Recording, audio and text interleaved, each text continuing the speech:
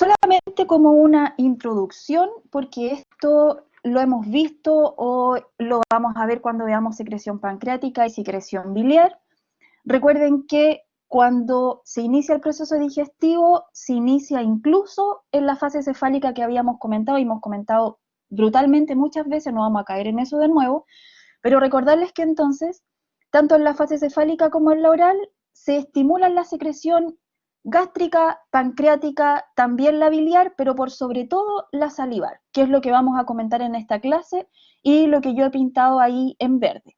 Entonces, por ejemplo, en la fase cefálica vamos a tener estimulación, siempre es por el sistema parasimpático por sobre todo, de la secreción salival, ya sea de distintas partes de la glándula salival, y luego cuando la comida ya está dentro de la boca, en la fase oral, ahora vamos a tener impulsos locales, que en general también vienen a través del sistema parasimpático vagal, para la secreción salival más intensa, ¿ya? Así que la secreción salival es en la fase cefálica y en la oral, y la verdad es que está dominada por una regulación nerviosa.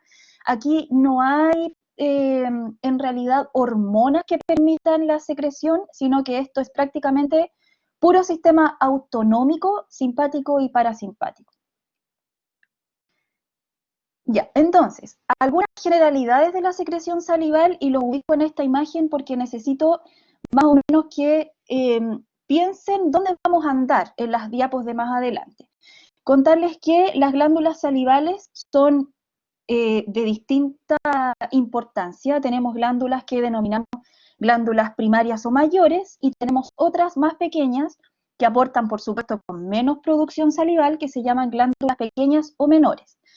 ¿Cómo se organizan estas glándulas? Se organizan como ustedes lo ven en la imagen acá, se organizan en algo parecido a como se organizaba la glándula mamaria, en acinos. En los acinos pasan cosas que ya les voy a comentar más adelante, así que ahí en amarillo vamos a tener a las células acinares. Luego desde el acino se aparece un conducto que se lleva a la producción desde el acino, un conducto que vamos a llamar conducto intercalar, que serían estos cortitos que ustedes ven ahí, y luego varios conductos intercalares se unen en un solo conducto que vamos a llamar conducto estriado. Y luego los conductos estriados se unen en un solo conducto muy grande, que se llama conducto excretor, y que será finalmente el que lleve al componente, a la saliva, a la secreción salival, hacia el interior de la boca. No podemos olvidarnos entonces de estos tipos de células. Desde ahora en adelante entonces necesito que recuerden que existen células acinares porque tienen una función importante en la secreción salival, pero que también existen células ductales o de los conductos, ¿ya? Y ahí vamos a tener a las intercalares y a las estriadas, que en realidad tienen funciones bastante parecidas y las pasamos en realidad como una sola. ¿Por qué no hay que olvidarlas? Porque lo vamos a ver más adelante, pero la célula acinar produce una saliva que es prácticamente isotónica respecto del plasma, pero la saliva que en este momento tú tienes en la boca, que humedece tu boca, no es isotónica. ¿Y por qué no es isotónica? Ah, bueno, porque ella se libera isotónica desde el acino, pero a medida que viaja por los conductos hasta llegar al conducto excretor, se va modificando, y por lo tanto su composición iónica y también su osmolaridad cambia, y terminamos liberando una saliva que no es isotónica respecto del plasma, sino que hipotónica, ¿ya? Vamos a ver eso con detalle más adelante. Aquí les dejo algunas funciones de la saliva. Esa, por ejemplo, ya la vimos alguna vez. Esta es importante porque permite solubilizar el alimento, permite que sea accesible para la papila gustativa, inicia la digestión de hidratos de carbono gracias a una enzima que se llama alfa-amilasa, y también inicia la digestión de lípidos gracias a otra enzima que se llama lipasa salival. Neutraliza las secreciones retrógradas porque aquí hay un gran componente, una gran concentración de bicarbonato, y ya les voy a mostrar más adelante que la acción antibacteriana que tiene la saliva es súper importante y que tiene muchas proteínas para lograr ese objetivo. Hablemos ahora muy cortito acerca de estas glándulas mayores que les comentaba yo. Tenemos tres tipos de glándulas mayores: parótidas, sublinguales y mandibulares, que por anatomía yo creo que ustedes saben dónde están ubicadas, no vamos a entrar en ese detalle, la imagen de todas maneras lo demuestra, pero lo importante para fisiología es qué tipo de saliva sale de cada una de estas glándulas. Entonces, por ejemplo, tenemos dos tipos de saliva, a grandes rasgos, dos tipos de secreciones. A una secreción la vamos a llamar serosa y a otra secreción la vamos a llamar mucosa.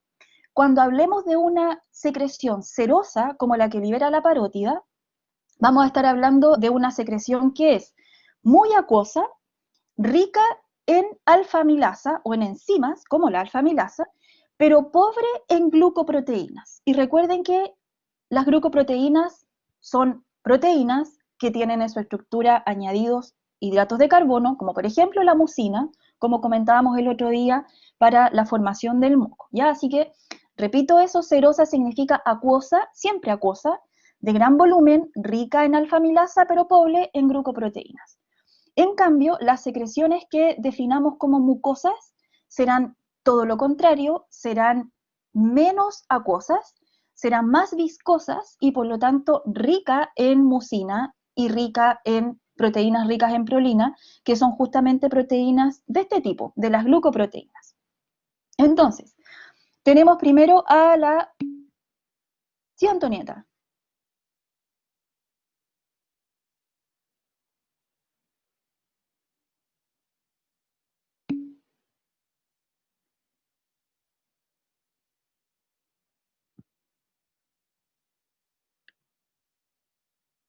Antonieta dice, ¿eso tiene que ver con los medicamentos cuando son sublinguales, por ejemplo?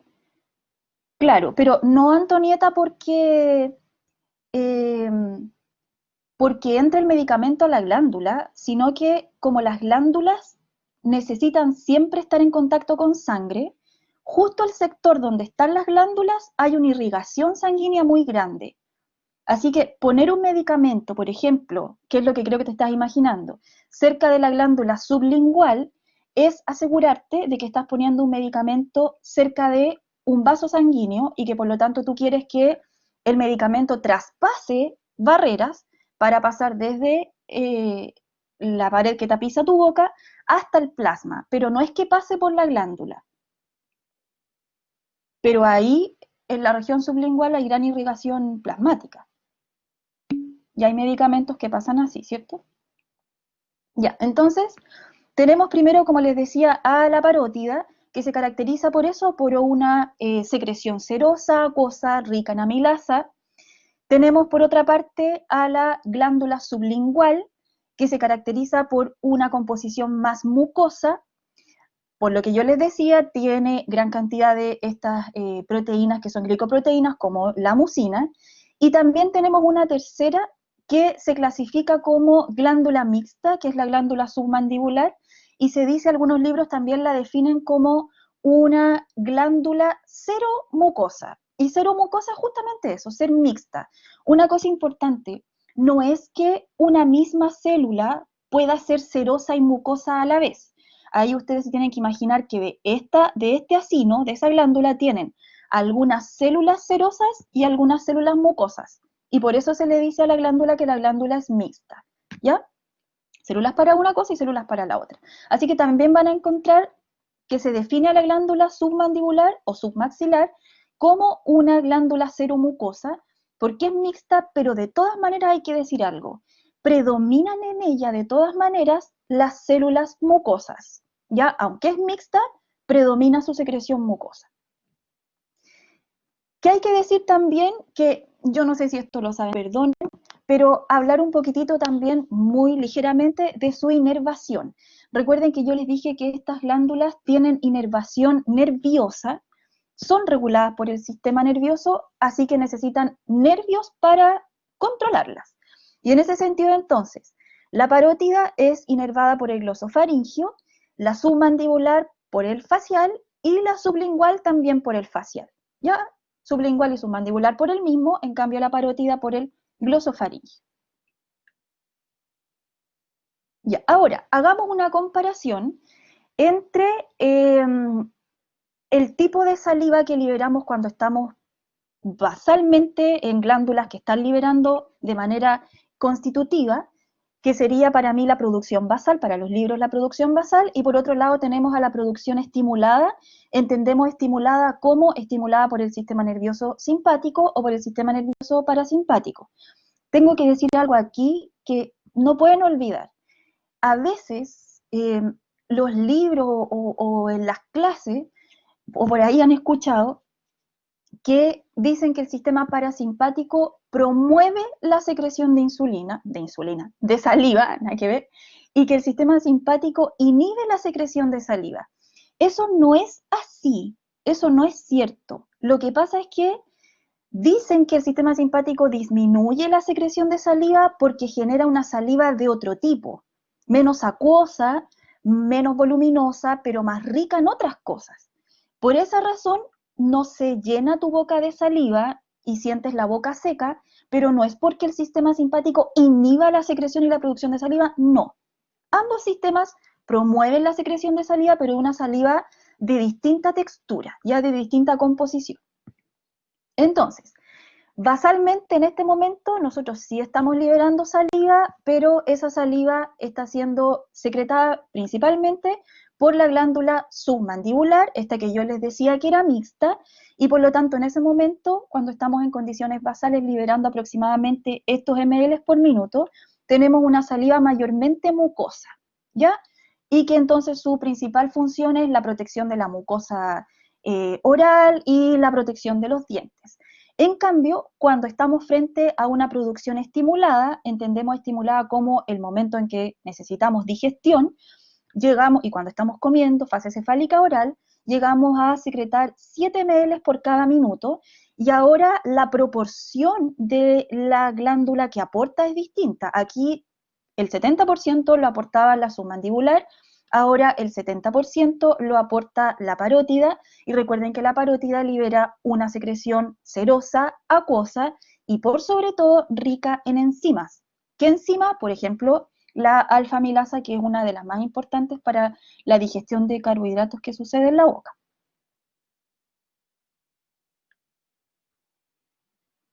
Ya. ¿Cómo se produce la saliva? Aquí ya entrando en un poco más de detalle, la saliva se produce en dos principales etapas. Una que vamos a llamar primaria y que sucede en el acino de la glandulita que yo les mostré antes, y a otra secreción que les vamos a llamar secundaria, y la secreción secundaria es la secreción que se genera producto de las modificaciones de la secreción primaria que hemos mandado al ducto, y la secreción secundaria entonces es el resultado de la modificación ductal, ¿ya? Y eso, la secundaria entonces será la que finalmente tengamos en la boca. Ahora, simplemente algunos detalles. Siempre la saliva, aunque eso va cambiando un poquitito mientras mayor sea el aumento de la secreción salival, siempre va a ser de baja osmolaridad, siempre va a tener componentes inorgánicos y siempre va a tener componentes orgánicos. Aquí les pongo una lista de los principales componentes inorgánicos, donde el sodio, el bicarbonato, el cloruro, el calcio, bueno, todos los que están ahí son los más importantes, el magnesio diría que es el menos relevante. Y dentro de los componentes orgánicos, ustedes ven que no solamente está la amilasa y la lipasa, que son las enzimas que digieren nutrientes en este proceso oral, sino que entre los componentes orgánicos hay un montón de otras proteínas que también pueden tener funciones enzimáticas para quelar hierro, para quelar calcio, etcétera, y las vamos a ver más adelante. Yo les tengo una diapo para contarles qué es la función de cada una de ellas. ¿Qué es FC? Factores de crecimiento, Sebastián. Disculpe. Factores de crecimiento para el crecimiento trófico de la mucosa. ¿Ya? Entonces, vamos a partir por esta secreción primaria o acinar. Ahí yo les puse un monito que no muestra mucho detalle, ahora vamos a ir por el detalle. Entonces, viendo el panorama, ahora vamos a entrar, insisto, después en los transportadores apicales y vasolaterales. Viendo el panorama tenemos entonces la secreción acinar, que decíamos que es isotónica, que se genera en el acino, y tenemos entonces la modificación que se genera en los conductos, que termina liberando una saliva de tipo hipotónica. Les pongo esta imagen para decirles, por ejemplo, que no hay que olvidar que nosotros tenemos una regulación, insisto, nerviosa, y que por lo tanto estas células azulitas, que son células acinares, pueden estar reguladas por la acetilcolina proveniente del sistema parasimpático y por la noradrenalina proveniente del sistema simpático. Ahora, la mayoría de las veces el sistema simpático actúa a través de un receptor de tipo beta-adrenérgico, aunque también aquí hay receptores alfa-adrenérgicos, ya voy a conversar de eso más adelante, y el sistema parasimpático actúa sobre receptores de tipo muscarínicos, muy abundantes unos que se llaman M3 y menos abundantes unos que se llaman M1. La mayoría de los libros hablan solamente de M3, pero también hay que decir que existe uno que se llama M1. Y para que quede un poco grabada esta información, aunque más adelante se replica de nuevo, la función del sistema parasimpático a través de la inervación de los nervios que ya les comenté y la liberación de acetilcolina genera principalmente la liberación de una secreción acuosa rica en electrolitos. ¿Ya? Esa es como la marca del sistema colinérgico. Liberación rica en agua y abundante en electrolitos. En cambio, cuando viene la estimulación noradrenérgica sobre el receptor beta, la secreción que se promueve ya no es acuosa y rica en electrolitos, sino que se promueve la liberación de los componentes orgánicos, principalmente las enzimas. ¿Ya? Por eso yo les comentaba hace un rato que la secreción salival, producto de la inervación simpático-parasimpática, tiene distinta textura, distinta composición, pero en ambos casos tenemos aumento de la secreción. Y lo que tampoco hay que olvidar es que alrededor de cada célula del acino, nosotros tenemos unas células que están pintadas aquí en verde, que se llaman células mioepiteliales, que tal como funcionaban en la mama para la secreción y la eyección de la leche, necesitamos aquí que existan las células mioepiteliales porque ellas generarán entonces, están por fuera de estas células acinares, generarán la contracción de las células acinares para que ellas finalmente terminen expulsando el contenido, secretándolo hacia la luz del acino. Ya. Hablemos entonces de esta secreción primaria y qué tenemos en la célula acinar. ¿Alguien habló?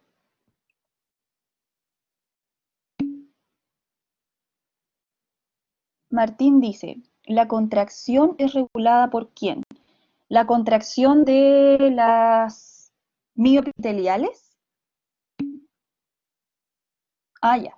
Sí, es regulada igual, o por la acetilcolina o por la noradrenalina, solo que ahí va a depender de a qué célula quieres estimular. Si estimular a una célula mayormente serosa o estimular a una célula mayormente mucosa. Pero los receptores, buena la pregunta de Martín, los receptores que yo estoy comentando aquí, tú los puedes encontrar en las células mioepiteliales, pero también en las células acinares, y son las células acinares las que estamos viendo. Así que sí. Y son células contráctiles, por lo tanto dependen del calcio. Ya. Entonces, pongamos un poquitito más de detalle a esta secreción primaria. Recuerden que siempre vamos a encontrar en una célula que compone epitelios, y la célula acinar es una célula epitelial, vamos a encontrar una membrana vasolateral y una membrana apical. En este caso, la membrana vasolateral será aquella la que dé hacia el plasma sanguíneo, y la membrana apical será de aquí la que da hacia el lumen, hacia la luz del acino.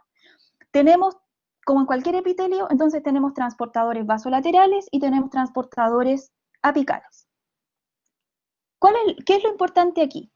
Que uno de los componentes más importantes que nosotros queremos mandar hacia el acino es el cloruro. Así que les voy a comentar que hay muchas cosas destinadas a la liberación apical final del cloruro.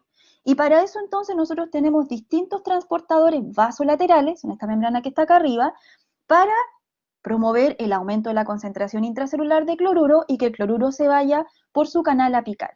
¿Qué transportadores tenemos vasolaterales que estarían regulando entonces esta liberación de cloruro apical? Primero tenemos a este de aquí, que le vamos a poner nombre. Esta imagen no tira nombres, pero las vamos a poner nosotros. No que lo inventemos, como el nombre de cómo se llama. Ese es un antitransportador que alguna vez a lo mejor ha aparecido por ahí también, antitransportador cloruro bicarbonato, y se llama AE2. AE2, así. ¿Ya? Por si aparece, en algunos libros le llaman AE2, en algunos otros libros le llaman antitransportador cloruro bicarbonato, así simplemente. Pero depende de qué libro lo lean, lo vamos a dejar así como AE2. ¿Cuál es el aporte de AE2? Es muy importante porque él genera entrada a la célula cinar de cloruro gracias al intercambio con bicarbonato. ¿De dónde sacamos este bicarbonato? Eso ustedes ya lo conocen, lo sacamos de la producción mayoritariamente interna gracias a la enzima anhidrasa carbónica que nos está mostrando esa reacción que está ahí, ustedes ya la conocen. Luego tenemos otro aporte de cloruro por un tritransportador que también apareció antes por ahí en la secreción gástrica, que se llama NKCC, por cotransporte sodio, potasio, cloruro, se llama así, NKCC. Y él permite entonces la entrada de potasio, de 2 cloruros, y por eso es la importancia del 2 cloruros, y de sodio.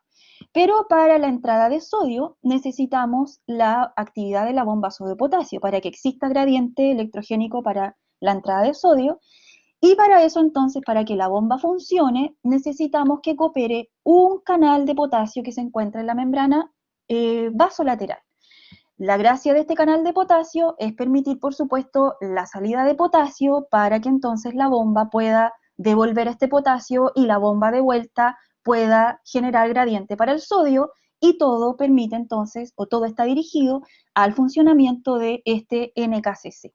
¿Ya? Así que no es irrelevante la función de este canal, es súper importante, no directamente para el movimiento de cloruro, pero sí, pasos más allá, permite el funcionamiento de este transportador que llamamos NKCC.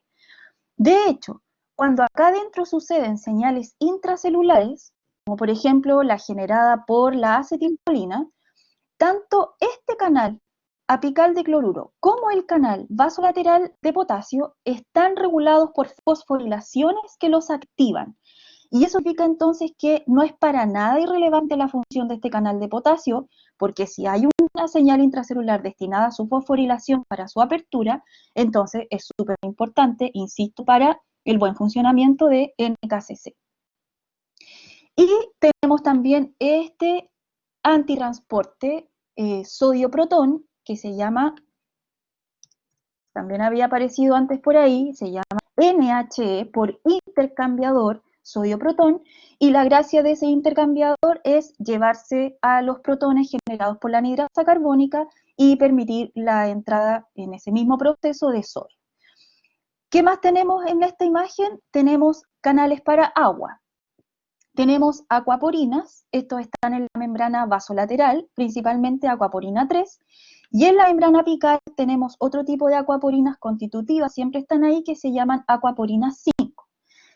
¿Cómo pasa el agua? Bueno, que el movimiento del cloruro a través de este canal en la membrana apical, luego de todo lo que comentamos aquí que está destinado para el movimiento del cloruro, la entrada de cloruro, o la salida más bien, desde la célula acinar hasta el lumen, genera lo que yo puse ahí, un gradiente osmótico y un gradiente eléctrico. ¿Qué significa que el cloruro ya en el lumen genere un gradiente osmótico y eléctrico? Osmótico, primero, porque permite el arrastre de agua, ya sea el arrastre de agua por una vía transcelular, como sería a través de acuaporinas, o por vías paracelulares, que recuerden que es simplemente moverse por entre medio de las células acinares. Eso significa gradiente osmótico, así que cada vez que exista ida de cloruro hacia el lumen, vamos a tener arrastre osmótico de agua, pero también vamos a tener arrastre eléctrico. ¿Arrastre eléctrico de quién? Arrastre eléctrico de aquel que siempre sigue al cloruro. ¿Y quién siempre sigue al cloruro? El sodio. Y el sodio, su principal arrastre será a través de la vía paracelular, que solamente viene por gradiente eléctrico, por atracción de cargas. Y entonces vamos a tener, como les comentaba antes, un líquido acinar en el lumen rico en agua y rico en sodio y en cloruro. Por eso decimos que es prácticamente isotónico respecto de la concentración de agua y de esa sal que tenemos en el plasma sanguíneo, ¿ya? Ahora, todo lo que yo les hablaba hasta el momento son puros componentes inorgánicos. Les he comentado agua, les he comentado sodio, les he comentado cloruro. De todas maneras, también, que por supuesto son lo más importante, hay que decir que aquí también no se muestra en la imagen, pero hay transporte de bicarbonato por la membrana apical, hay transporte de yoduro utilizando a unos amigos de ustedes que ustedes conocen, anís y apendrina. También hay transporte de algo de calcio, también hay transporte de algo de fosfato, pero la verdad nunca aparecen en las imágenes porque son un poco menos relevantes. Aquí lo más importante es la liberación de cloruro, de sodio y de agua, y la liberación de los componentes orgánicos de la saliva, porque eso es muy importante. Desde la célula acinar salen los componentes inorgánicos que ya les comentaba ahora, y también los componentes orgánicos, o sea, todo lo que sea proteico, todo lo que sea enzimático. Por ejemplo, ahí tenemos la liberación de amilasa por la llegada de noradrenalina sobre, obviamente, el beta adrenérgico, va entonces a generar la liberación de este componente orgánico, que es uno de los más importantes, pero de todos los anteriores que yo les mostré en la diapo anterior, ¿ya? Les puse aquí como los principales reguladores a acetilcolina y noradrenalina. Subrayo acetilcolina porque sin duda la regulación simpática por acetilcolina es la más relevante para el proceso digestivo. La regulación simpática acompaña a la regulación parasimpática, pero se han hecho experimentos en animales donde se ha visto que si tú los dejas desprovisto de inervación parasimpática, la inervación simpática por sí sola no logra generar una eficiencia salival como si lo logra la regulación parasimpática. Así que ahí hay como una... Siempre nos han demostrado o nos han querido hacer entender al sistema simpático y parasimpático como antagonistas. Eso es súper alejado de la realidad, eso no es tan así. De hecho, se demuestra entonces en la liberación de la secreción primaria de la saliva. Ya. En cuanto a los componentes orgánicos que les comentaba recién, la verdad es que la saliva es muy rica en proteínas, en algunas cosas que actúan como enzimas y algunas cosas que actúan simplemente como quelantes o permiten la unión de ciertos iones. Les puse en rojo a las que son importantes para nosotros, para el proceso digestivo. Tenemos primero la alfa-amilasa, que de todas es la más importante y por supuesto que la más abundante. Ella lo vamos a ver cuando veamos digestión de carbohidratos, pero se encarga de la hidrólisis de ciertos enlaces, no de cualquier enlace, sino que de ciertos enlaces, dentro de polisacáridos de gran tamaño, como por ejemplo el almidón. Y tenemos también, aunque en menor concentración y en menor grado en la secreción, un quelante, Cristóbal, es una proteína que puede unir un ion en su estructura y secuestrarlo, como la calsecuestrina, por ejemplo, que yo creo que a lo mejor te la recuerdas. La calsecuestrina es una proteína quelante de calcio, lo une y lo secuestra, y no lo deja disponible entonces, ¿ya? Ya. Y por ejemplo, la lactoferrina, ya te voy a contar para qué es importante, que es un quelante de hierro. Entonces, en rojo, insisto, les puse a las más relevantes para el proceso digestivo.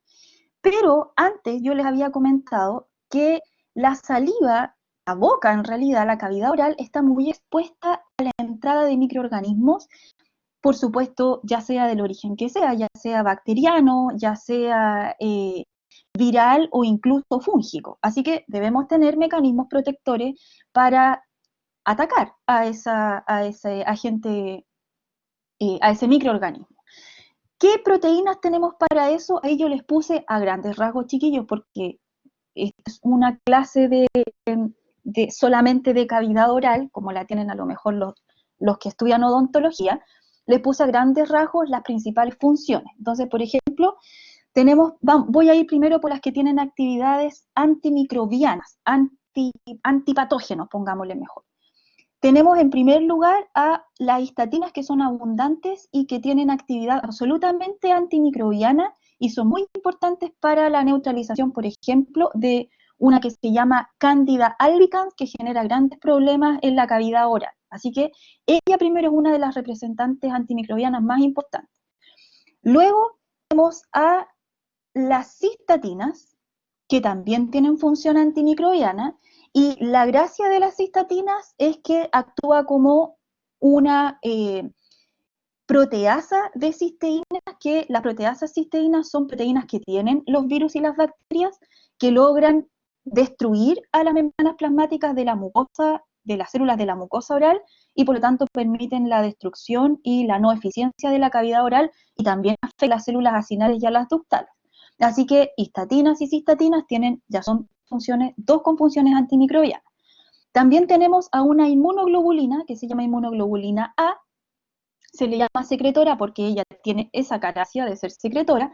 Se secreta tanto en el acino, les voy a mostrar más adelante que también se secreta en el ducto, y ella como un buen anticuerpo tiene esa gracia, neutralización de todo lo que pueda unir, tanto virus, toxinas de hongos y también enzimas de bacterias. Tenemos también a una que se llama lisozima, y la lisozima es un muy buen protector porque es una enzima que destruye las paredes bacterianas, por eso se le llama un antibacteriano, así que también iría dentro de las proteínas que permiten entonces esta actividad contrapatógeno, antipatógena. Y por último, tenemos a la lactoferrina, que a mí me gusta mucho la función de ella, por lo que preguntaba Cristóbal.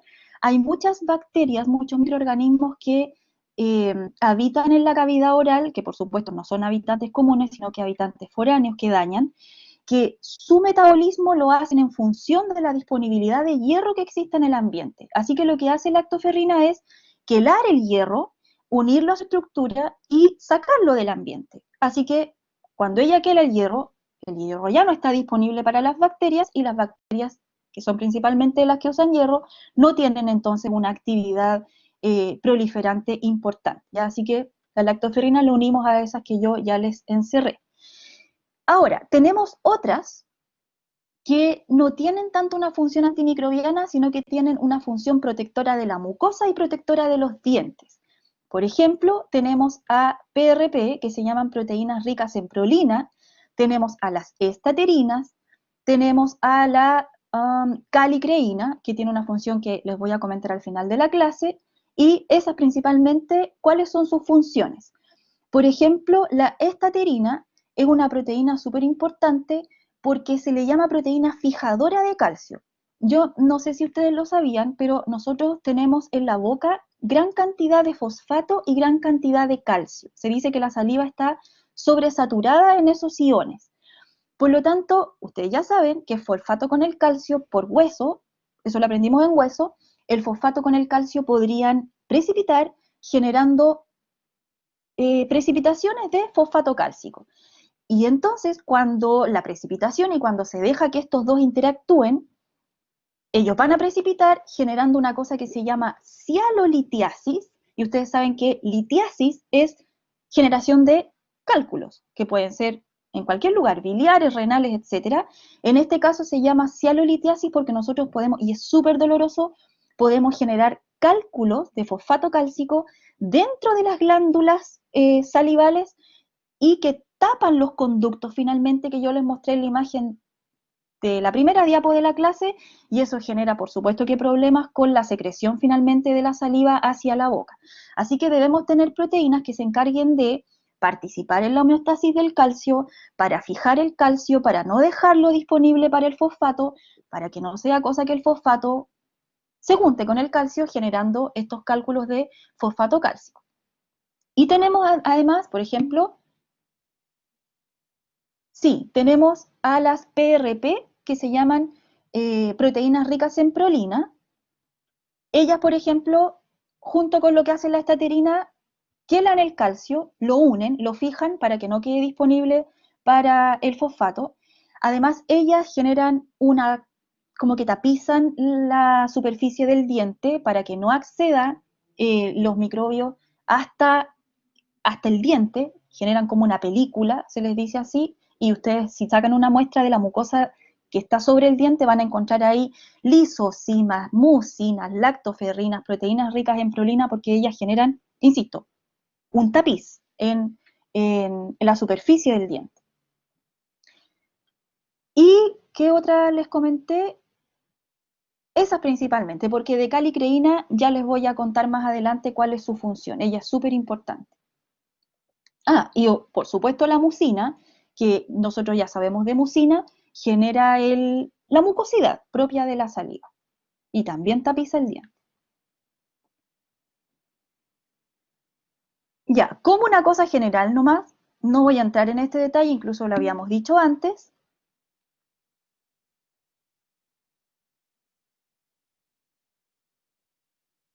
La secreción de todas estas proteínas está regulada por el sistema simpático. Claro, Cristóbal. Sí, que es el principal determinante para la liberación del orgánico. Sí. Ya, entonces les dejo otra diapo con funciones, no vamos a entrar en detalles porque ya la habíamos dicho antes, ¿cierto? Solamente que pongo ahí protección de los dientes y de la mucosa, el control de la población bacteriana, que creo que ahora se entiende mejor de acuerdo a las funciones que habíamos visto antes. Y les dejo una tareita para que la investiguen por ahí, ¿qué es la serostomía? ¿Cuándo la podríamos observar? La podemos observar con fármacos, se puede observar serostomía cuando tengo cialolitiasis o estos cálculos que yo les comentaba. Y les dejo ahí como un pensamiento para que hace link a endocrino. Las hormonas esteroidales se pueden determinar en saliva. ¿Por qué se pueden determinar en saliva? ¿Es fácil que lleguen a la saliva las hormonas esteroidales? ¿Sí o no? Para que lo piensen nomás después. Ya. Hablemos ahora de la secreción secundaria. Ya conversamos de la primaria, comentamos que tenía componentes inorgánicos, que ya sabemos cómo se liberan, cómo pasan desde la membrana vasolateral y la apical, y comentamos que también es rica en componentes orgánicos y vimos las funciones relevantes de los componentes orgánicos. Ahora vamos a ver qué modificaciones se le hace a la saliva cuando pasa por el ducto y se va a formar esto que nosotros llamamos secreción secundaria. Aquí tenemos una célula ductal, ¿ya? Por lo tanto estamos en el lumen del ducto, tenemos de nuevo la membrana vasolateral, tenemos de nuevo la membrana apical. Y tenemos de nuevo transportadores vasolaterales y transportadores apicales. ¿Qué transportadores vasolaterales son importantes? Primero tenemos siempre a la bomba sodio-potasio, que está ahí. Tenemos de nuevo a un canal para potasio, tenemos al intercambiador sodio-protón, que lo habíamos visto antes también, tenemos al intercambiador bicarbonato-sodio, tenemos a un canal para cloruro. Ya les voy a contar por qué tenemos al canal para cloruro, por qué tenemos al canal para potasio y a la bomba. Todo esto que yo les encerré está destinado a la movilización de iones que se van a mover por la membrana apical, ya sea para ir hacia el lumen del ducto o para abandonar el lumen del ducto. En este caso entonces tenemos reabsorción de sodio y de cloruro. ¿Cómo reabsorbemos sodio y cloruro? Que va a ser la primera modificación que le haga el ducto. Le vamos a quitar el sodio y el cloruro que le habíamos tirado en la secreción acinar. El sodio y el cloruro se lo vamos a reabsorber a través de dos mecanismos. El primero a través de un canal para sodio que ustedes ya conocen, que se llama ENaC, y que recuerden que ENaC es uno de los que aldosterona promovía su síntesis y su actividad. Así que yo les puse aquí que efectivamente la aldosterona puede llegar hasta aquí como una función extra de la aldosterona. Ni siquiera la vimos cuando vimos aldosterona en endocrino, pero aquí tiene relevancia que conversemos que existe esta regulación. Aldosterona puede llegar hasta aquí, hasta el ducto, para promover, por ejemplo, la expresión de ENaC en la membrana apical y la reabsorción de sodio. Por supuesto, siempre que exista reabsorción de sodio, va a existir secreción de potasio. ¿De qué otra forma nos llevamos al sodio? Nos llevamos al sodio a través de un antitransportador sodio-protón. ¿Y cómo nos llevamos al sodio después? Lo llevamos simplemente por la bomba sodio-potasio que está en la membrana vasolateral. ¿Cómo nos llevamos al cloruro, que es el otro ion que tenemos que sacar del lumen?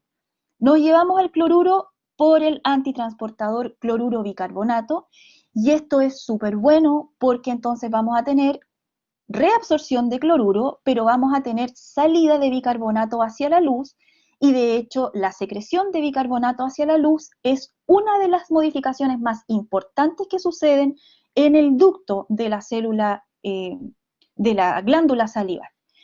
Y aquí la jugada es doble porque entonces permitimos la entrada de cloruro y la salida o la secreción de bicarbonato.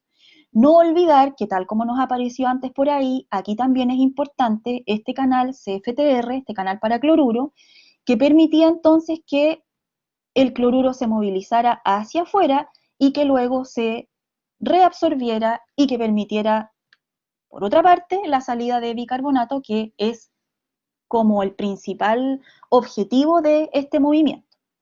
De hecho, este cloruro entra no porque tengamos que sacar cloruro, sino que porque para permitir la salida de bicarbonato. O sea, aquí el objetivo es alcalinizar la saliva. Ese es el principal objetivo. Y tenemos también secreción.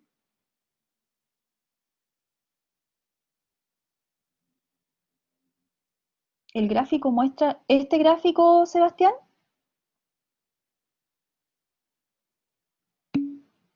Sí, ese gráfico muestra cómo cambia la composición de la saliva desde menor estimulación a mayor estimulación. Entonces, cuando hay aumento del flujo salival, tú vas a tener esta composición.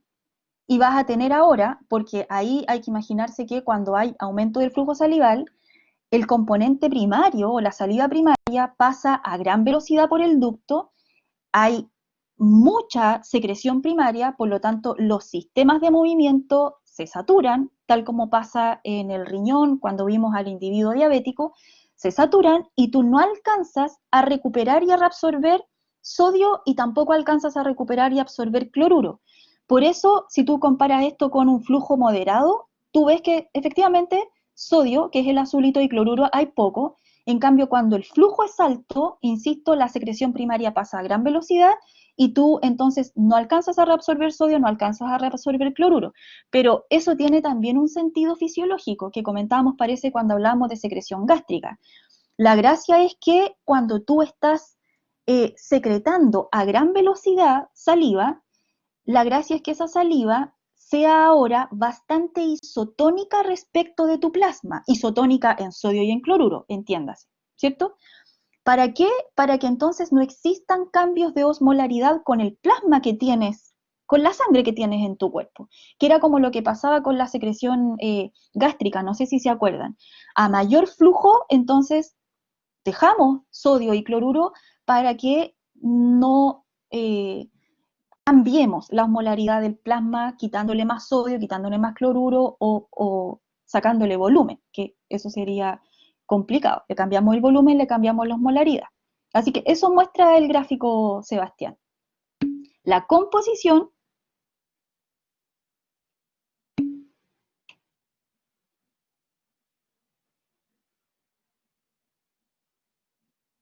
Ah, claro, sí. No es que exista sodio hacia afuera, ¿cierto? Correcto. Sino que pasa a gran velocidad y no alcanzamos a recuperarlos por estos transportadores. Exactamente. Ya, sí. Una cosa muy importante que hace que la secreción secundaria sea finalmente hipotónica es lo que se demuestra muy bonito en esta imagen ahí, que el ducto es, la verdad es que bastante impermeable al agua y entonces finalmente tú vas a tener, le has quitado sodio y cloruro, mucho sodio y cloruro le has quitado solutos, le has puesto potasio y bicarbonato, pero en menor cuantía, en menor cantidad, y no le has quitado agua.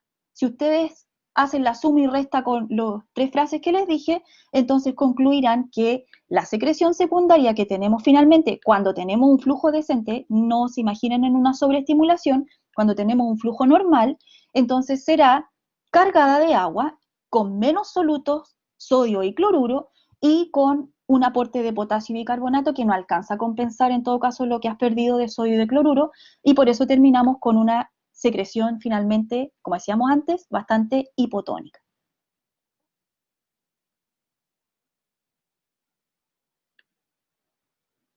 Ya, pongo esta imagen que es feíta, pero que en ninguna parte encontré una imagen que fuera más bonita. Nadie habla de esto, parece, porque los libros no lo muestran, El ducto no solamente juega con componentes iónicos, no solamente juega con iones, sino que también moviliza proteínas.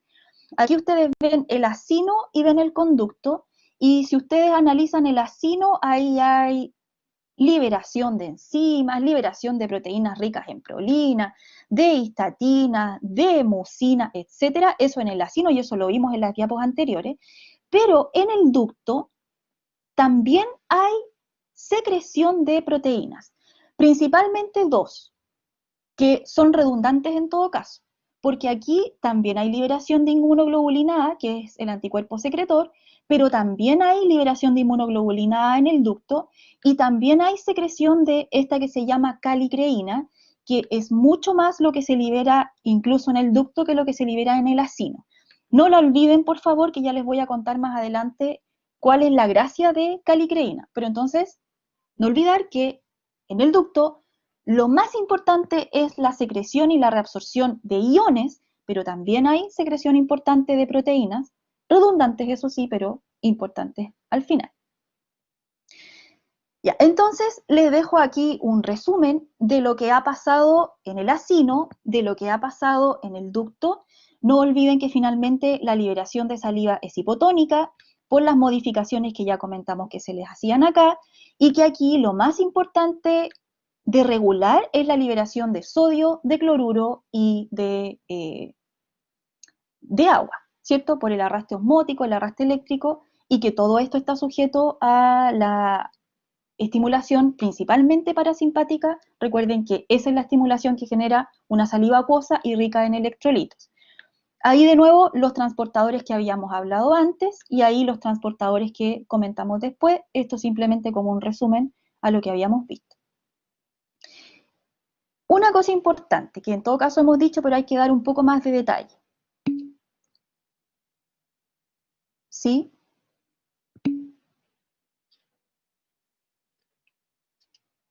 ¿Me escucha, Jeremías? Ay, Jeremías se cayó. Ya. ¿Qué tenemos que decir de esta regulación nerviosa que, como dijimos hace un rato, es la única regulación que se puede ejercer sobre la secreción salival? Que hay dos regulaciones importantes, comentábamos la parasimpática y la simpática, actuando la simpática a través de la noradrenalina sobre receptores alfa y sobre receptores beta. Los receptores alfa que predominan son unos que se llaman alfa 1, y los receptores beta que predominan son los receptores beta 2, ¿ya? Recuerden que los receptores beta están más ligados a una secreción de amilasa, ¿ya? De esa enzima.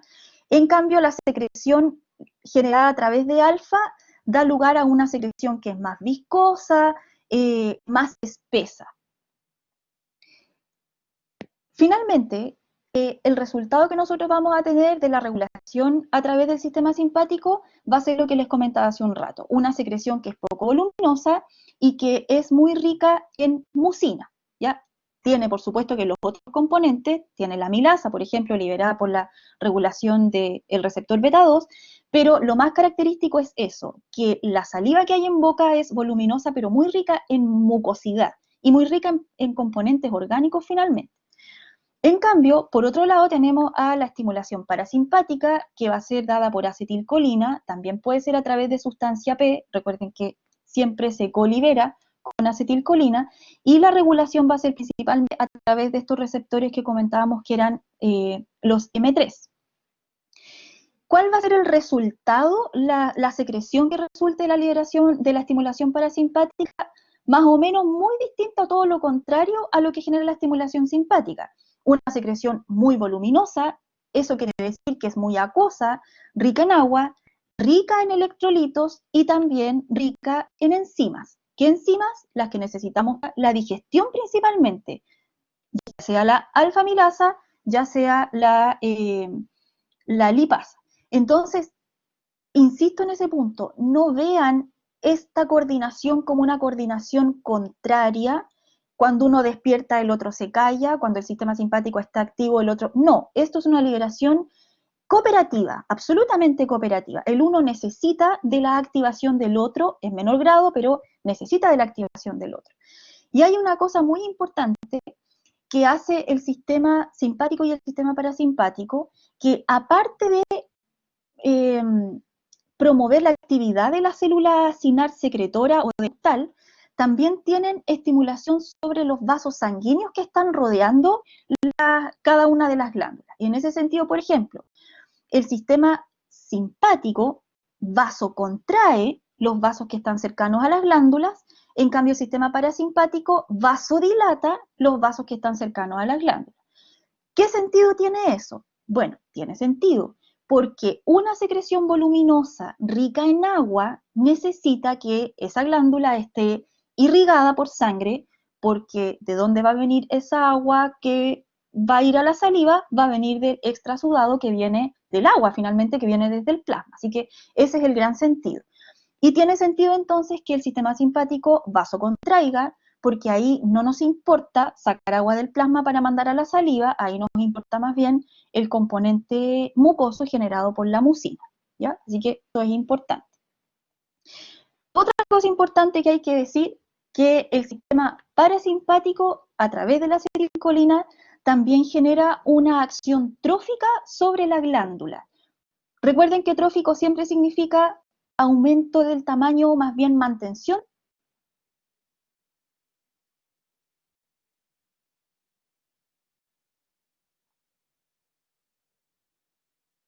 Me caí, ¿me escuchan? Ya, ahí sí. Les estaba diciendo que la estimulación parasimpática también tiene un efecto trófico sobre las glándulas y por lo tanto permite la mantención de su tamaño, la repoblación de células que se han muerto, etcétera. Y por lo tanto se ha visto en animales que si tú denervas y sacas en ellos la estimulación parasimpática, existe al poco tiempo atrofia de las glándulas, lo que refuerza esa actividad del sistema parasimpático sobre la actividad trófica.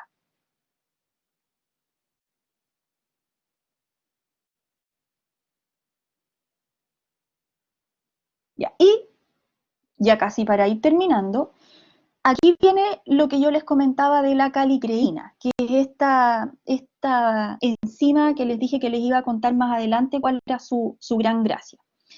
La calicreína es el gran mediador de la vasodilatación. ¿Qué hace la calicreína?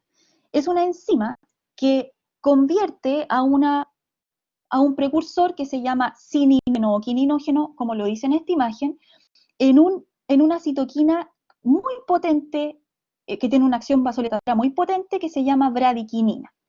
Así que la calicreína ayuda principalmente a la acción del sistema parasimpático, generando esta vasodilatación que yo les comentaba que quiere lograr el sistema parasimpático.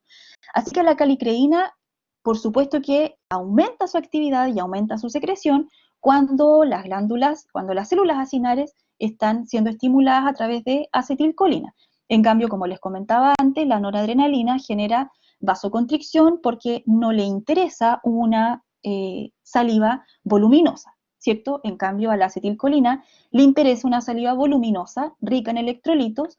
Para eso promueve la liberación de cloruro y cloruro generará arrastre osmótico de agua y arrastre eléctrico de sodio, generando la saliva que yo ya les comentaba como saliva primaria. Ya. Y una aplicación importante, ya les comenté la gran importancia de la actividad parasimpática sobre la actividad o sobre la secreción salivar, no dejando de lado, por supuesto, la ática, que sin duda también es importante, pero por supuesto que es relevante la parasimpática, porque además el sistema parasimpático es el que se enciende en el periodo digestivo, nunca olvidemos eso. Les pongo dos preguntitas aquí importantes, a ver qué me contestarían. ¿Qué se observará luego de la administración de fármacos psiquiátricos con actividad anticolinérgica? Entendiendo que las glándulas que ya habíamos comentado antes generarán hipertensión y vasodilatación y aumento de la secreción acinal. ¿Qué espera observar usted si a un paciente psiquiátrico lo administramos un fármaco psiquiátrico, pero que tenga actividad anticolinérgica. Aumenta la secreción salivar o boca seca, como refieren ellos. Exactamente. Hiposecreción, saliva poco acuosa o boca seca, que así lo describen los libros en fisiopatología, y dicen que esta sensación, los pacientes dicen que esta sensación de boca muy seca es tan incómoda que es un factor muy importante para que ellos desechen el tratamiento y no persistan en él por este efecto secundario, pero que es bastante molesto. ¿Y qué van a observar si, por ejemplo, les llega a una señora ay, se me fue el nombre, una temporera, que es clásico que pase, una señora temporera que la mandaron a fumigar con unos pesticidas que se llaman organofosforados? Esos organofosforados clásicamente tienen una actividad anticolinesterásica. ¿Qué van a observar ahora en esa señora? ¿Boca seca o gran secreción de saliva?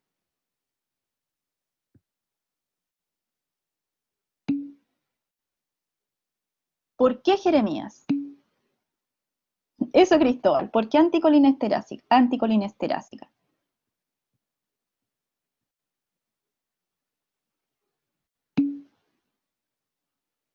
¿Cuál enzima, Jeremías?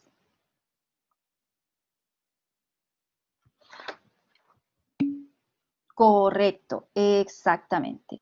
Un anticolinesterásico es un inhibidor de la acetilcolinesterasa, por lo tanto no vamos a tener degradación de la acetilcolina, vamos a tener más acetilcolina actuando y vamos a tener estos efectos sobreexpresados. Aumento de la secreción acinar saliva acuosa, rica en electrolitos, y además vamos a tener vasodilatación, lo que genera una potenciación de ese efecto en la secreción salivar. Así que sí, efectivamente ahí tú verías salivación excesiva, excesiva. No va a llegar la paciente probablemente por eso, la paciente va a llegar porque este fármaco no solamente está actuando en la acetilcolinesterasa que tienes a nivel de las glándulas salivales, sino que va a estar actuando a nivel de las acetilcolinesterasas que tienes en el sistema muscular, en el sistema autonómico. Así que va a llegar en realmente por eso, pero una cosa clásica que uno ve es que se cae la saliva de la boca y no lo puede controlar la paciente sin tener un control.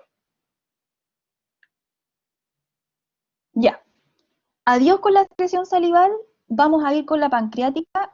El PPT es grande, así que yo tuve que dividirlo en tres partes. Espérenme 3-5 minutos, mientras tanto pueden ir al baño mientras yo subo ahora lo pancreático, ¿ya? Me voy a callar unos segundos.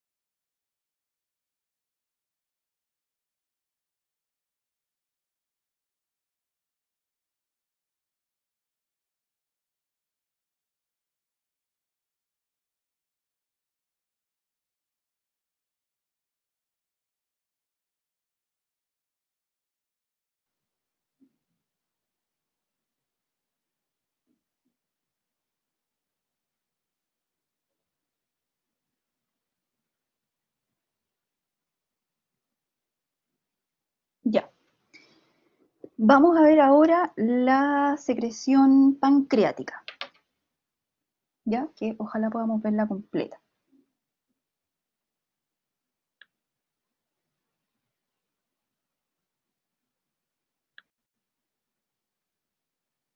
Ya, entonces, si lograron entender la organización de la glándula salival, la verdad es que no hay mucho más que decir de la organización del páncreas, porque la organización es exactamente la misma.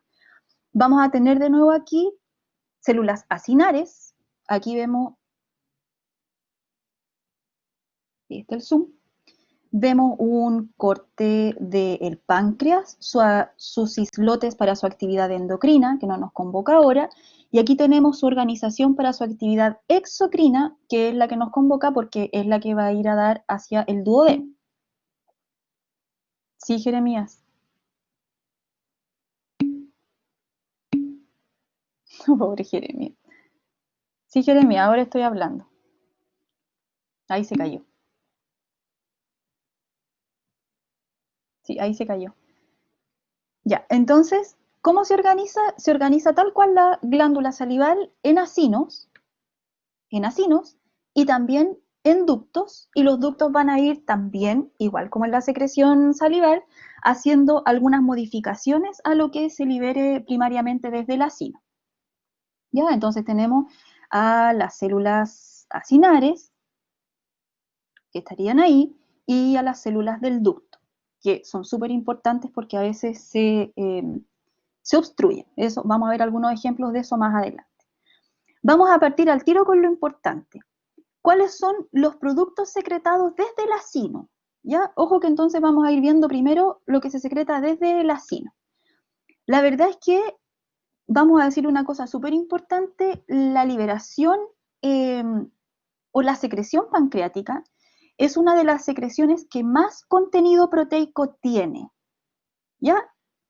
Y su contenido proteico tiene alta actividad enzimática y son enzimas que tienen el gran porcentaje de actividad de su grupo. Por ejemplo, aparecen aquí muchas proteasas, aparece otra alfa-amilasa que es de origen pancreático y ellas son las que se llevan el gran porcentaje de la digestión de los nutrientes.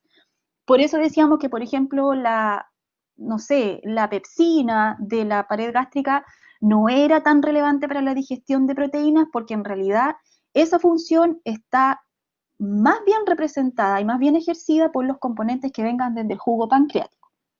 Desde ahí la importancia entonces de que se genere pancreatitis y del impedimento de la liberación en la secreción pancreática. Pero entonces, entendiendo que la secreción acinar pancreática es muy rica en cosas orgánicas proteicas, ¿qué cosas tenemos? Lo primero que tenemos son estructuras que nosotros ya definimos el otro día que significaban que son zimógenos, es decir, enzimas que van en su estado inactivo. ¿Por qué es importante que el páncreas fabrique enzimas en su estado zimógeno? ¿Por qué creen ustedes que es importante? ¿Por qué no las fabrica tal cual como enzimas ya activas?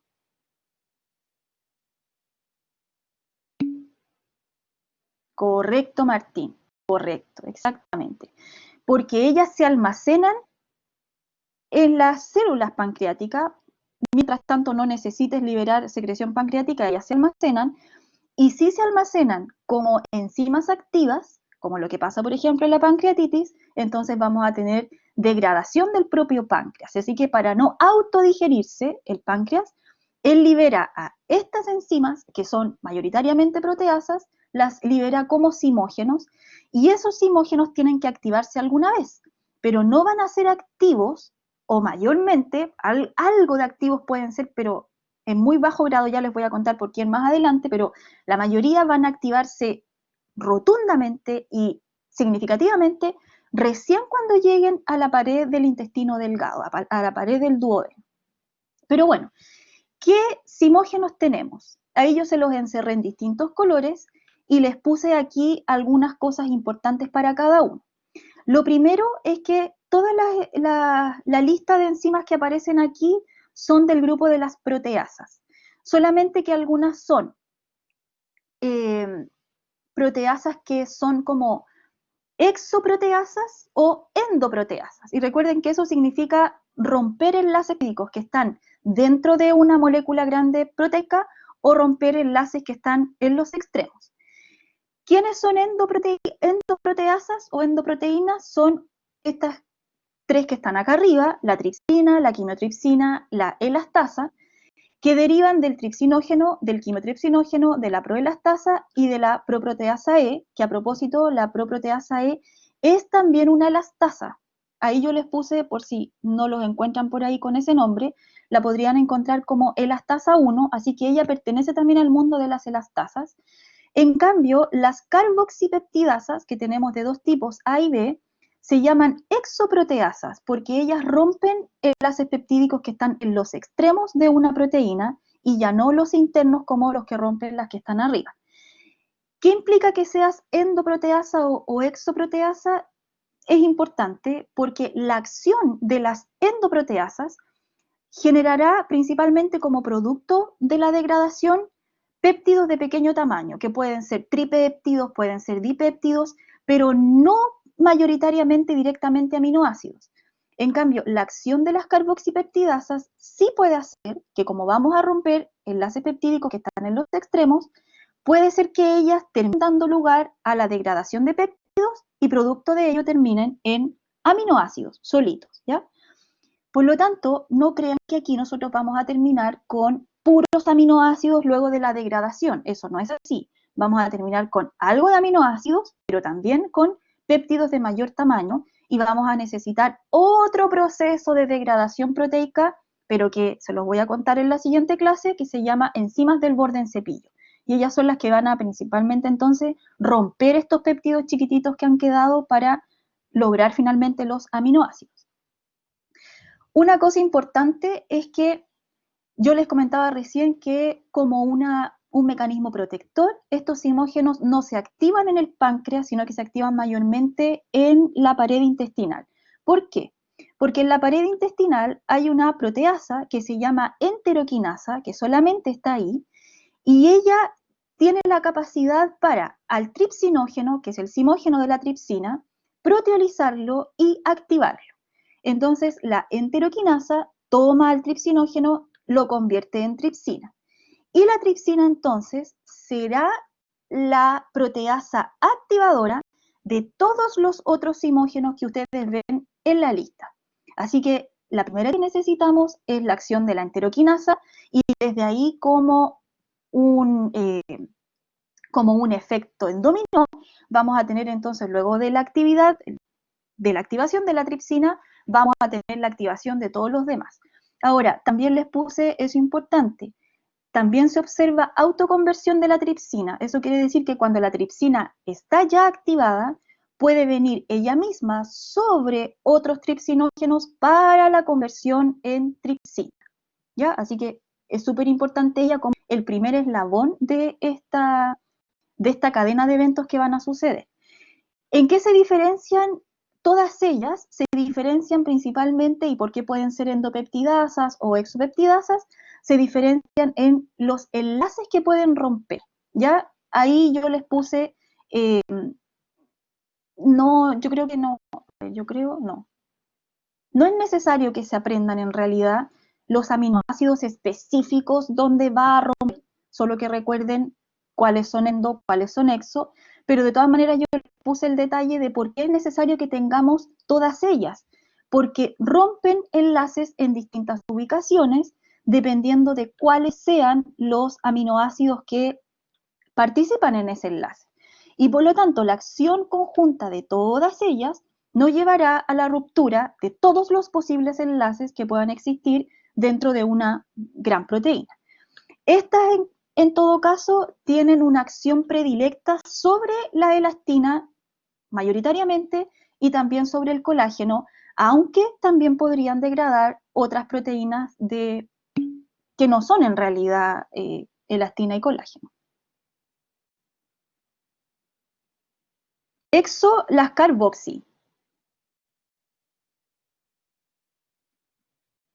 Las carboxipeptidasas A y B son exo. Exacto. Y las otras son endo. ¿Ya? Y no olvidar que entonces todas ellas son finalmente activadas por tripsina.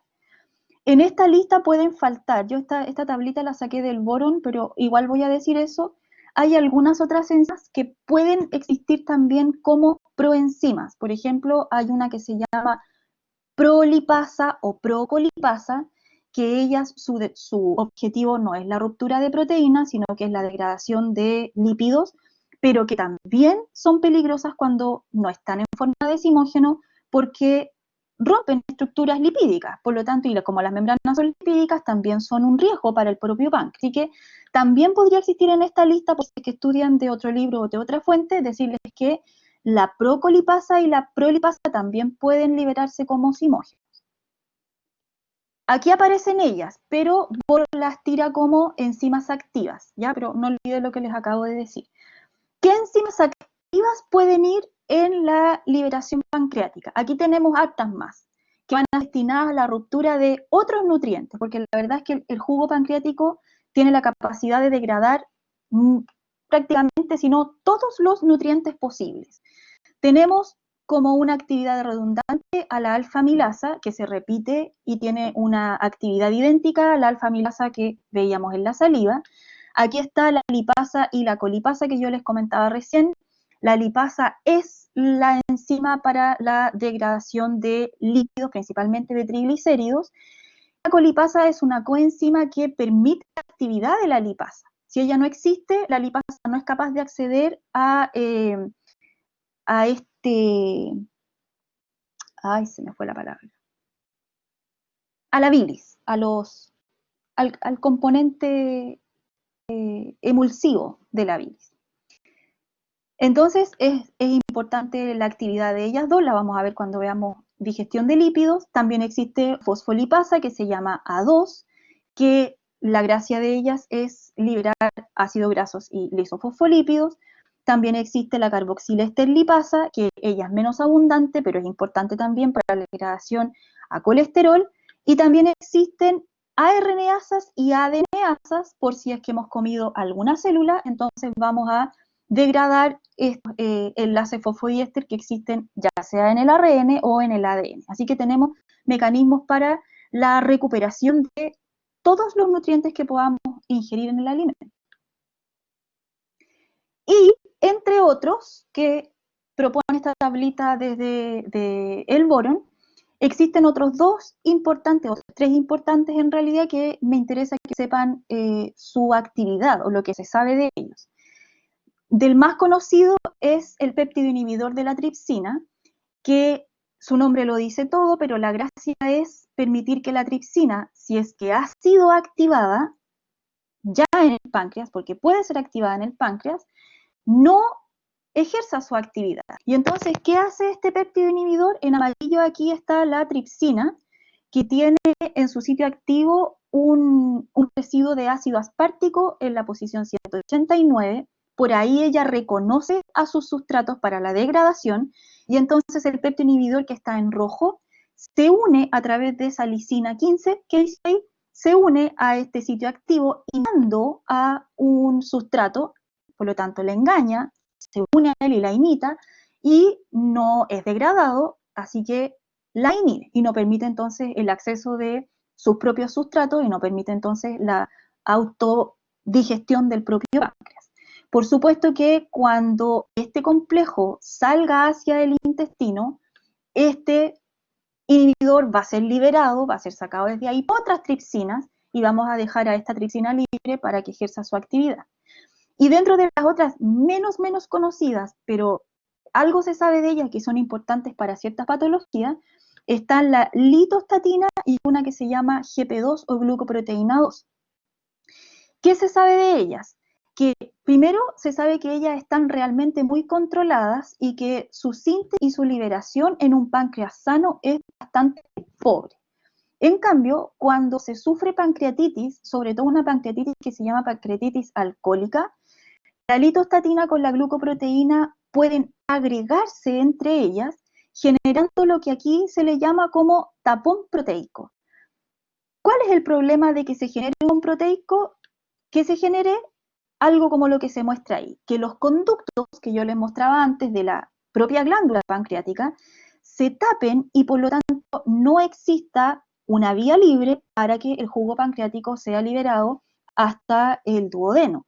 Pero ¿cuál es el problema de que los conductos se tapen? Bueno, el problema clásico de la pancreatitis, que si el conducto pancreático está obstruido, entonces acá adentro, en las propias células acinares, va a existir una acumulación de las enzimas, porque la síntesis no disminuye, disminuye la secreción, así que sigue fabricando enzimas, pero esas enzimas ahora se van a empezar a activar de manera temprana en la propia célula acinar, lo que implicará que suceda algo que el páncreas nunca quiso, para eso tenía un montón de mecanismos protectores, pero como está impedida la secreción y está aumentada la activación de los simógenos, vamos a tener autodestrucción de las células acinares, inflamación pancreática, eso que llamamos clásicamente como pancreatitis, que podría ser entonces por este efecto nocivo que yo les comentaba del alcohol, que genera esta entidad que se llama pancreatitis alcohólica, efectivamente,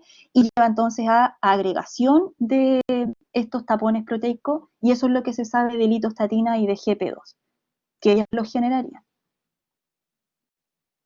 Ya, lo que comentábamos de pancreatitis. ¿Cuál es el problema de la pancreatitis? Esto que yo les comentaba recién, no hay en condiciones normales hay una vía libre de salida del jugo pancreático y de sus simógenos.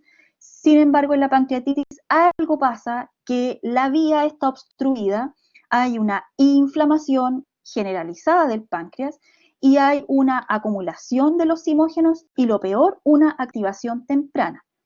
Vuelvo a insistir con eso, en la pancreatitis, al menos en las iniciales, no está impedida la síntesis, por lo tanto, tiene síntesis de todo. Lo que está impedida es su secreción.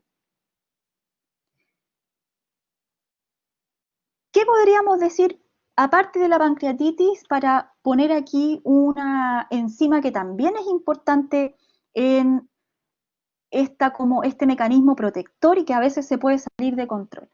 Hay una proteína que se llama catepsina, y la gracia de catepsina es que ella puede tomar a la tripsina y puede activarla, ¿ya? Ojo con eso. Entonces, ¿cómo se protege el páncreas de que la catepsina no se encuentre con la tripsina? Muy fácil, almacenándola en vesículas distintas. Así que en un páncreas sano, nosotros tenemos gránulos que adentro tienen catepsina y otros gránulos que adentro tienen el tripsinógeno y a los simógenos que nosotros conocimos en las diapos anteriores. Así que, insisto, en un páncreas sano no se juntan ellas, pero sí podrían juntarse cuando ambas secreciones sean liberadas hacia el ducto, y ahí sí que la catepsina podría hacer una conversión, una activación del tripsinógeno, pero ya vamos en la ruta hacia la secreción, así que no hay mayor problema. Sin embargo, cuando tenemos pancreatitis, y ustedes van a saber en fisiopato que la pancreatitis tiene muchas aristas. Por ejemplo, entre las aristas que suceden son que algo le pasa a la membrana apical, que la membrana apical se vuelve prácticamente impermeable. No puedes liberar a través de la membrana apical, pero la membrana vasolateral se vuelve más permeable, lo que genera inflamación del espacio intersticial que está hacia la membrana vasolateral. Como la membrana apical se ha vuelto impermeable, hace que entonces estas vesículas que estaban separadas no se puedan secretar, y entonces comienza a existir una fusión de las vesículas que habíamos empaquetado por separado como este mecanismo protector. Ahora empieza a existir una fusión de las vesículas que tenían catepsina con las vesículas que tenían tripsinógeno, y lo que vamos a tener será finalmente una activación de la tripsina y, como un efecto en cadena, la activación de todos los otros simógenos que la tripsina activaba. ¿Qué implicará eso? Que entonces acá adentro empiece a existir en la célula acinar, empieza a existir eso que yo les comentaba recién, una activación de todos los sinhomógenos y una autodigestión de todo, de lo proteico, de lo lipídico. Lo proteico es lo más abundante, por eso es lo que más problemas nos genera, ¿ya? Y vamos a tener una autodigestión. Como va a haber una mayor permeabilidad de la membrana vasolateral, vamos a tener inflamación, vamos a tener aumento de la vascularización, extravasación del plasma, llegada de células inmunitarias para aumentar el proceso inflamatorio, lo que finalmente terminamos llamando pancreatitis. A esto que yo les he comentado de la fusión del gránulo que llevaba simógeno con la fusión del gránulo que llevaba catepsina, se le llama la teoría de la colocalización, que efectivamente eso, que ya que no hay tráfico vesicular, entonces se comiencen a fusionar los gránulos, se active la tripsina y la tripsina termine afectando a los simógenos. ¿Qué importa que se activen los simógenos? Yo aquí les puse todos los efectos o los efectos clásicos y generales que podrían existir de la activación de cada una de los simógenos que yo les había comentado antes.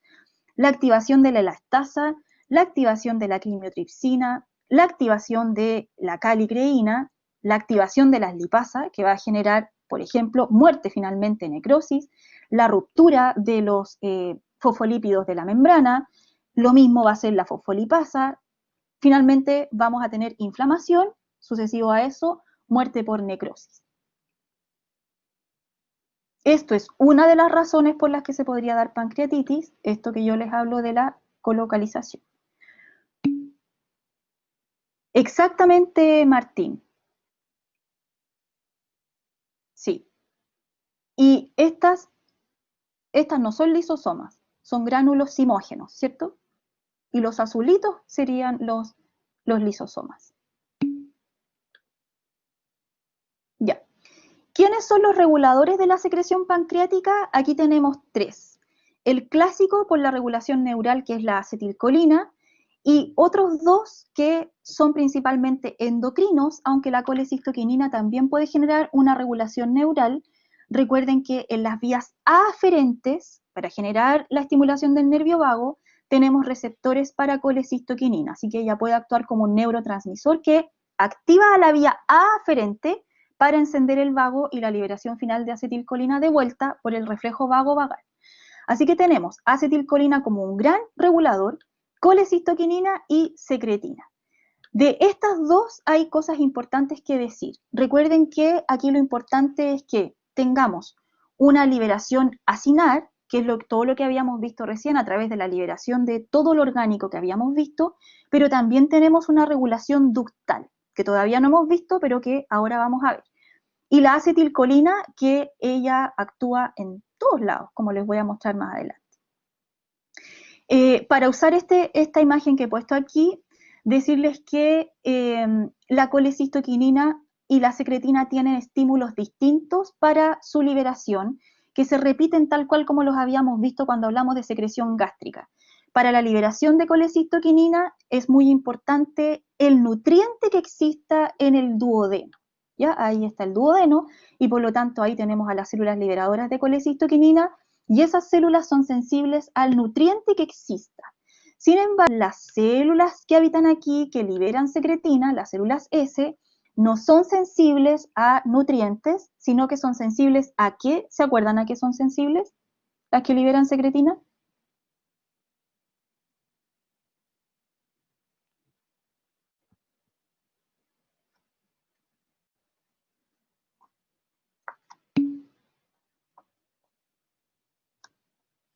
Exactamente, a la acidez.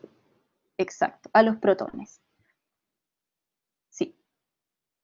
Así que la colecistoquinina generará entonces, como es liberada por nutrientes, invitará al páncreas a que libere su sistema enzimático para la digestión de esos nutrientes, pero la secretina invitará al páncreas para que libere su componente alcalino, porque uno de los componentes inorgánicos más ricos en el jugo pancreático es el bicarbonato, ¿ya? Y él, por supuesto, la gracia que va a tener es alcalinizar el duodeno. Recuerden que es un sitio bien alcalino y las enzimas que actúan ahí son de actividad en un medio alcalino.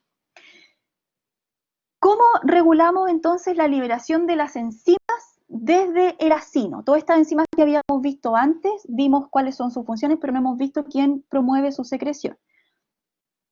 Aquí tenemos entonces una célula acinar, tenemos su membrana vasolateral y tenemos su membrana apical. Por su membrana apical prácticamente en realidad no vemos transportadores, porque recuerden que las enzimas no se liberan por transportadores, sino por exocitosis de los gránulos simógenos que comentábamos en la imagen anterior, y esa liberación de los gránulos simógenos puede ser estimulada principalmente por proteínas quinasas, ya sea por quinasas calmodulinas, quinasas dependientes de AMP cíclico, quinasas dependientes de la vía de la fosfolipasa C.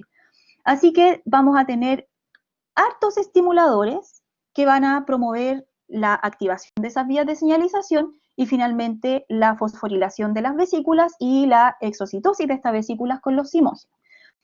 ¿Quién es el más importante aquí? Por supuesto que los más importantes son la CCK, que es muy importante para la regulación de la liberación acinar, y la regulación neural generada por acetilcolina. Ellos son los más importantes.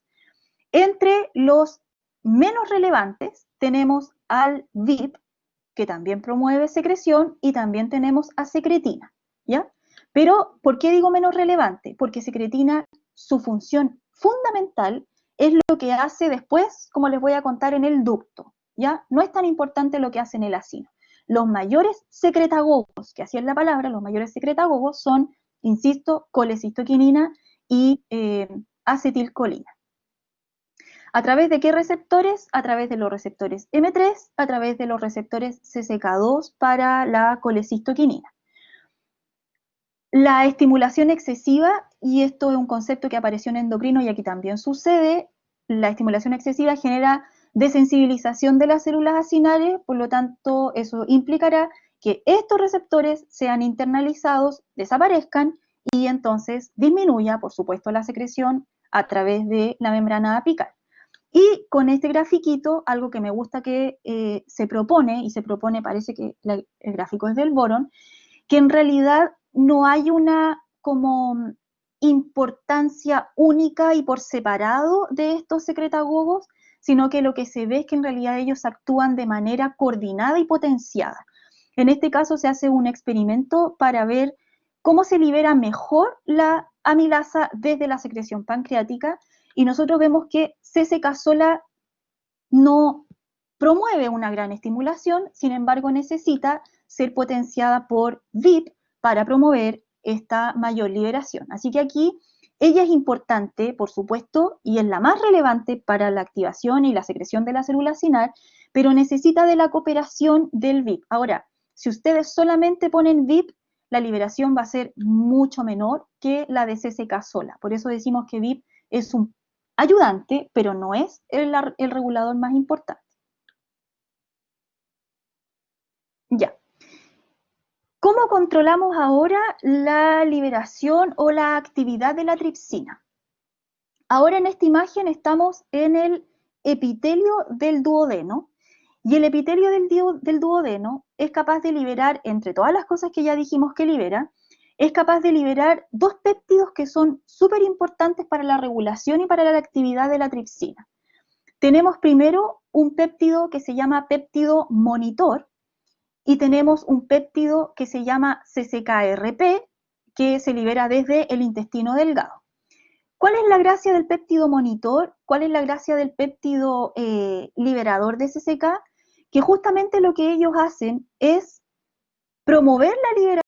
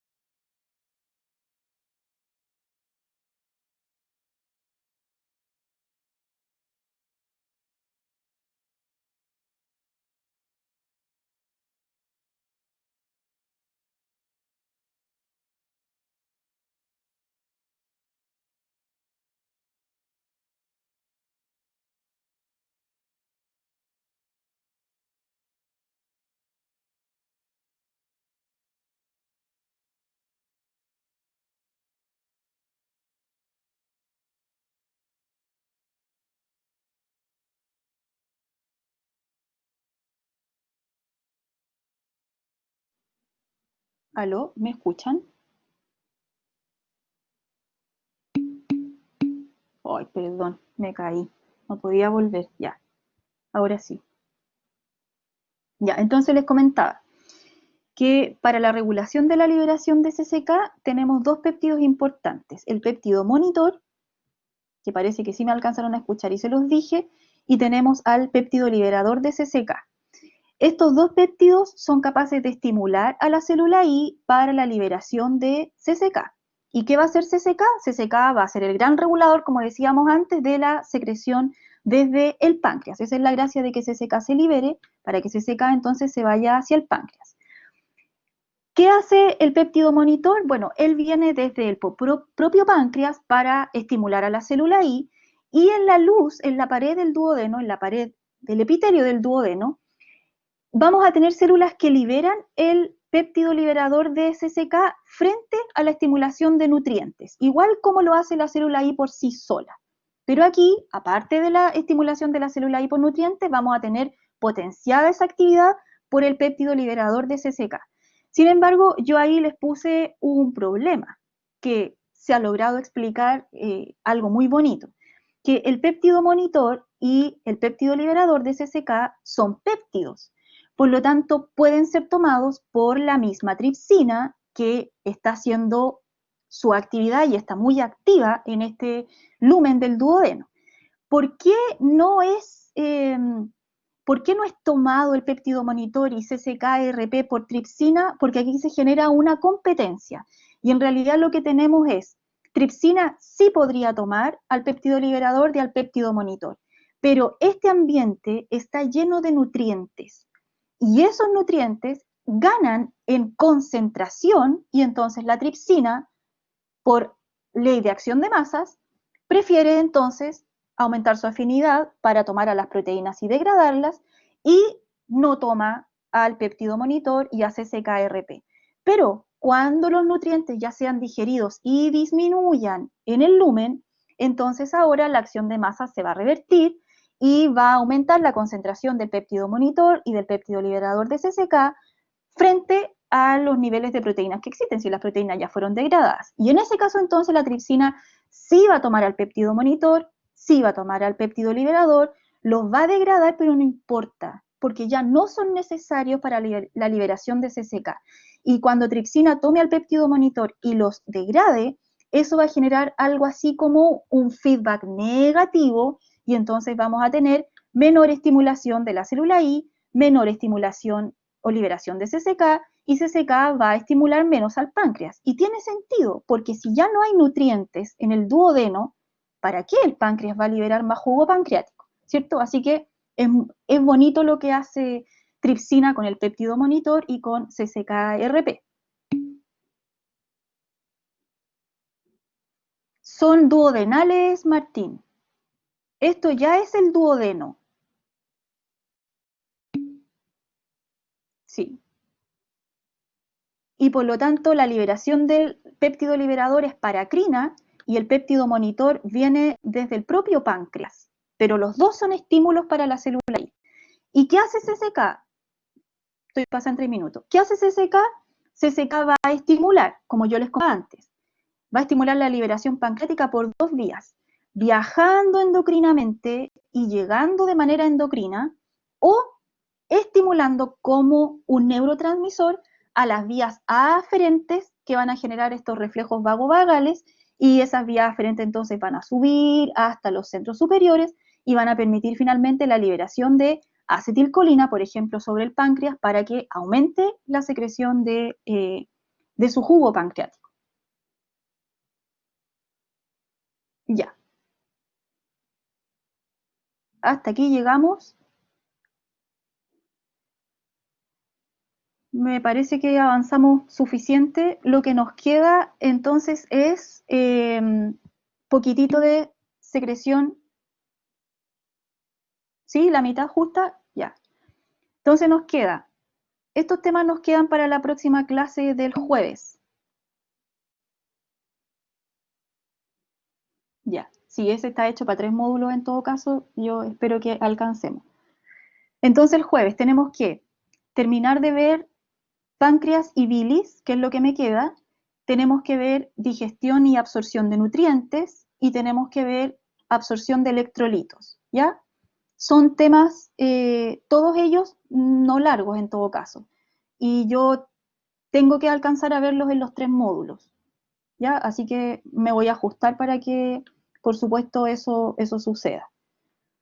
Ya, chiquillos,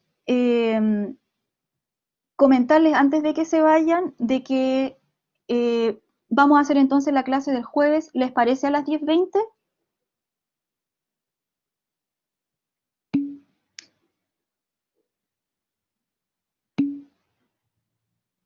Ya, entonces yo voy a armar la sección en Collaborate, jueves 10:20 hasta 5 para la 1, ahí tendríamos los 3 módulos, y les voy a subir el PPT que falta, el PPT de digestión y absorción, ¿ya? Y lo último decirles, aunque hay 9 personas nomás, son súper pocos, pero no importa.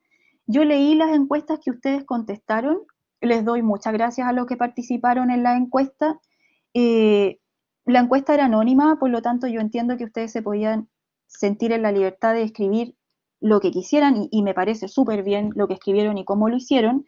Me sirve mucho lo que comentaron, por ejemplo, que las clases, las grabaciones extras eran como demasiado, ¿cierto? Que esto debía acotarse al tiempo de los módulos semanales. A mí eso me parece absolutamente cierto y les agradezco por haberlo escrito.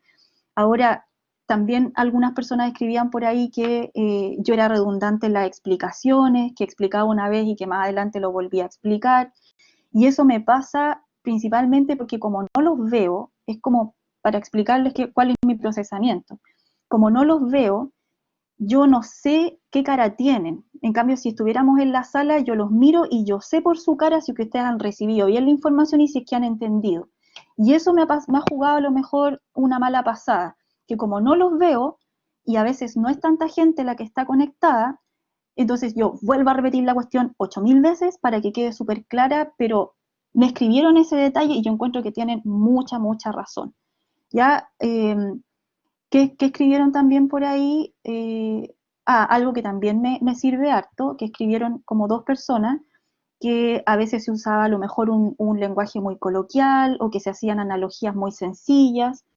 Eh, sí, yo creo que a lo mejor ustedes no necesitan que se hagan analogías sencillas para explicar cosas. Eso me resulta mucho, siempre con las carreras, a lo mejor con ustedes o no se necesita.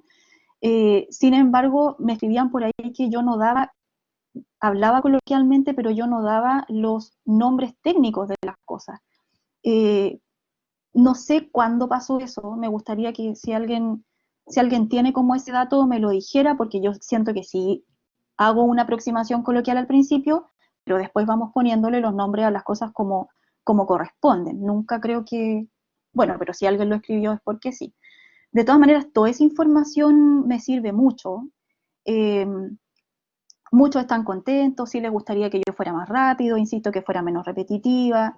Alguien pide por ahí también que yo encuentro que sí, hay algunas cosas que como que duelen en algún momento y hieren un poquitito. Y alguien escribe por ahí eh, que sería bueno que yo me saliera y que fuera tomado los módulos por otra profesora, por otro profesor.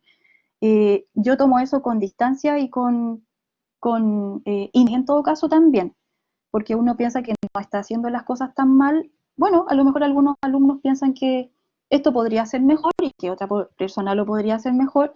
Ahora como que saquen a la profesora, yo encuentro que es algo que, no sé, está de más, a lo mejor, va un poquitito más allá. Eh, de todas maneras, todo lo que escribieron me parece súper importante y estoy, por supuesto, que eh, tomando esa información para mejorar las clases que vienen y, por supuesto, para que en cardiovascular ocupemos los módulos que corresponden a los 5 módulos. Pero les insisto que yo creo que lo online a todos nos ha jugado esa mala pasada. Yo no tenía idea cómo hacer clases online, cómo hacer clases con alumnos que no ves y ha sido el ponerse a punto en este sistema. ¿Ya? Así que les agradezco por haberlo contestado, por lo que se dieron el tiempo para contestar a todos, los que pusieron cosas súper buenas, los que dieron consejos, a todos les agradezco. Toda la información es importante. Ya, chiquillos, dicho eso, muchas gracias. Nos vemos el jueves entonces. Cuídense mucho.